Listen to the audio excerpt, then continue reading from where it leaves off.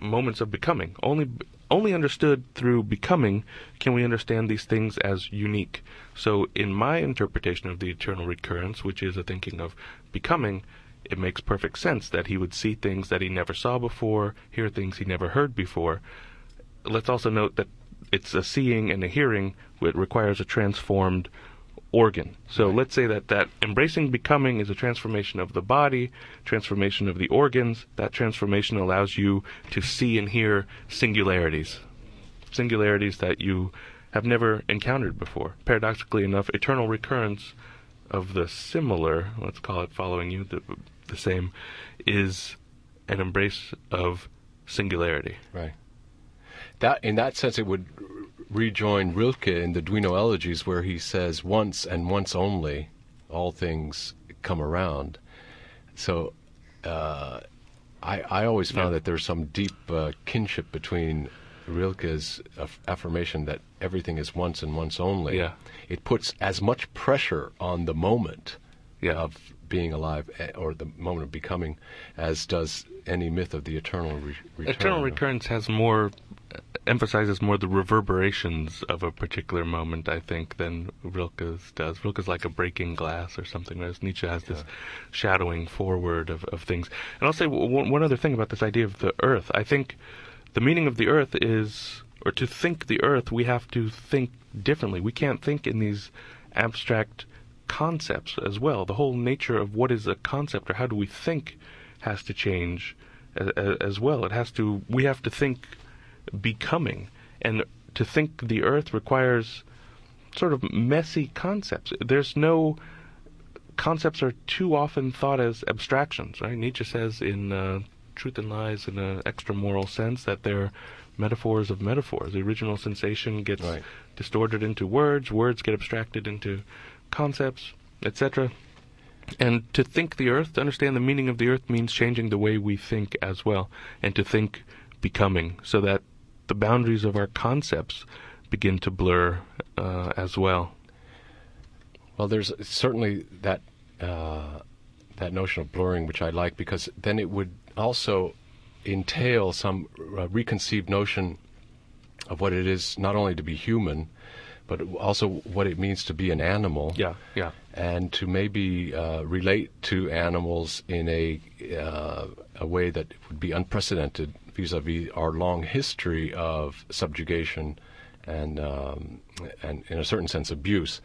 I don't think abuse. it's by accident that Nietzsche's mental collapse was precipitated by him seeing a horse being flogged in the streets of Turin, and he went and embraced the horse and really collapsed with his arms around the suffering animal.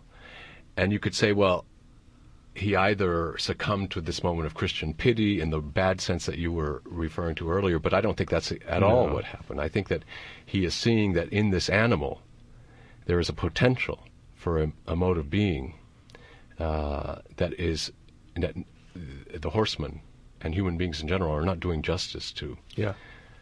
This kind of new animality that it's prefigured in Zarathustra's relationship to his own animals, no? Yeah. Well, they're the ones who tell him so many things, especially this line that I love so much, that all things are dancing. That comes from his animals. And some people take that as an excuse to then dismiss these lines, as a mockery or a parody of Zarathustra's own thought. But I find, like you, to the contrary, that the animals speak the truth. And the animals, well, let's first note, they're talking animals. Yes. That's a little strange to begin with, Eagles and what lions, all these figures, these animals in the book don't normally talk. And so here you have the animal body with intellect, So there's a re-embrace of the two sides in these animals, and that is what he's calling for now on the part of the human as well, I would say, that the human re-embrace their animal side as these animals have embraced their intellectual side, intelligent side, if you will. The book itself ends quite strangely with Zarathustra being surrounded by doves. You know, Yeah. it's almost like Garcia Marquez or something, where there's all these doves that come floating around him. He's surrounded by them. He can't see. He has his eyes closed, I believe, and he puts his hands down, and suddenly he has his hands in the thick mane of a lion. Yeah. And there's this lion snuggling up with him as well, and he's just surrounded by all these animals. Yeah, and I began by talking about the alphabet of the ultimate and the difference between the last and the final, or the ultimate. And it's true that another aspect of Zarathustra we haven't had time to talk about, but we'll do on another occasion, is this whole thing about the last man, or these last men who are contemporary bourgeois, Western Utterly. things, and that the overman is what the man who comes after the last man.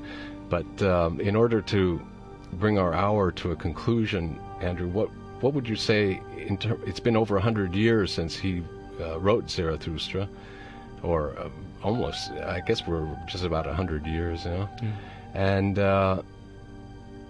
do you think we're still in the regime of the last man? Would Nietzsche have thought that we're in the regime of the last man still today? Yeah. Well, we'll never be out of it. I mean, it's impossible to escape it. The last man is utter complacency with the conditions as they are. All the last man wants to do is have an untroubled sleep. And so whatever narcotic, whatever lie has to be embraced to let the last man sleep untroubled will be adopted and defended at all costs. The last man is, bourgeois society, is complacency, is existence as preservation. It's a total acceptance and satisfaction with your place in life, and the attempt to preserve that and defend that at all costs. Nietzsche also thinks that Darwin advocates preservation of the species as his guiding idea in thinking of nature, and Nietzsche finds that repugnant, because preservation, the goal of the last man, Darwin's whole trajectory, is death for him. Life instead is not preservation, but growth, overstepping, transgression. All of these have to be encouraged. Risk-taking. This is what it means to take a risk. It's to grow. If you don't challenge yourself, if you don't live dangerously, then if you don't experiment, you don't encounter anything new. And not all experiments can be a success. If they were, they wouldn't be experiments. Experiment means failure, and living with failure, incorporating failure, not having to win all the time. And that's what the last man fears most. Failure, change, anything that will disrupt the satisfaction. They're happy with what they have. And for Nietzsche, that's death. They're dying. Well, let's hope that's not the end of the story for all of us. We can be overmen. Thanks a lot, Andrew, for coming on. We've been speaking with Professor Andrew Mitchell from the University of Emory about Friedrich Nietzsche. I'm Robert Harrison for Entitled Opinions. Please tune in next week. We'll be with you again. Bye-bye.